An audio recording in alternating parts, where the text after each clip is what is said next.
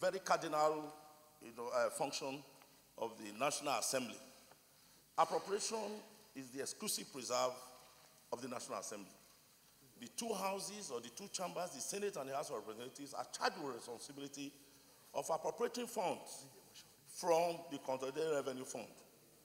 Mr. President, I now move this motion that what the President has done is a violation of Section 80 with all the subsections in Section 80, 1, 2, 3, and 4. And if I crave your indulgence, my motion has it to that these sections, subsections 1, 2, 3, 4 of Section 80 clearly defines what has to be done when it comes to public spending. And what it has to say is that the President must seek, or any amount of money that has to be spent in the Federation must be appropriated by the National Assembly. This expenditure has not been appropriated by the National Assembly, and therefore it breaches the provision of our Constitution. Mr. President, my motion goes further to explain a very naughty supposition that has been made, or that has been bandied around this expenditure. The Senate is not unmindful of the fact that the objective of this expenditure is very well established, but the procedure for this expenditure is wrong. There ought to have been appropriation before this money was spent. And of course, Mr. President, whereas the Committee on Appropriation 2, of which I'm a member, was mandated to call the Minister of Defense to explain what happened about this expenditure, he agreed to, before the committee, that it was procedurally wrong, that they had to pay for this money, even though they had ample time to submit a supplementary budget to the Senate for approval. They refused to do so.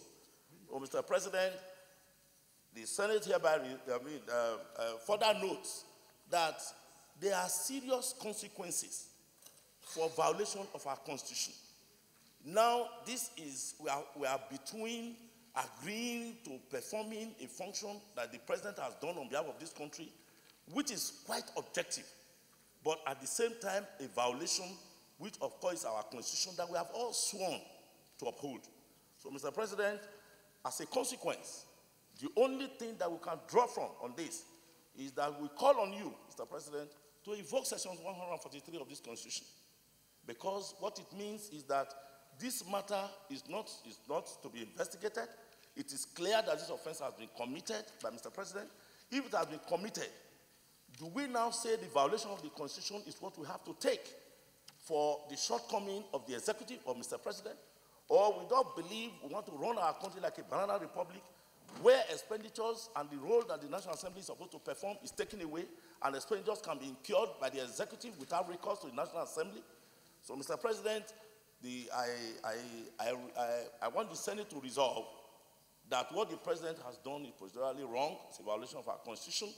It must be condemned, and of course, the consequences that are contained in the provisions of Section 143 of our Constitution should be invoked. I so move, Mr. President.